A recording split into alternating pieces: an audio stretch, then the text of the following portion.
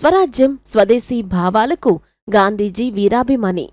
ఏకాత్మ మానవతావాదం గురించి మాట్లాడిన ఉపాధ్యాయ కూడా అవే తాత్వికతలకు ప్రాధాన్యమిచ్చారని తెలిపారు. రాజకీయ అధికారం ప్రజాప్రతినిధులపై అవినీతి ప్రభావాన్ని చూపుతుందని అనుమానించిన వారిద్దరూ ఏ రాజకీయ పదవులు చేపట్టలేదని వివరించారు.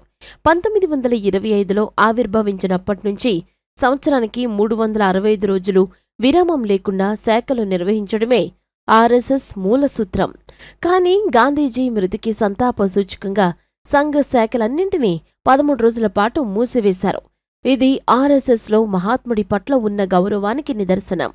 సమాజంలోని స్త్రీ పురుషుల వ్యక్తిత్వమే అంతిమంగా రాజ్య స్వభావాన్ని నిర్ణయిస్తుందని గాంధీ, ఉపాధ్యాయ ఇద్దరూ భావించేవారు. అలాంటి వ్యక్తులను తయారు చేసే పనిని ఆర్ఎస్ఎస్ గత దశాబ్దాలుగా నిర్విరామంగా కొనసాగిస్తోంది.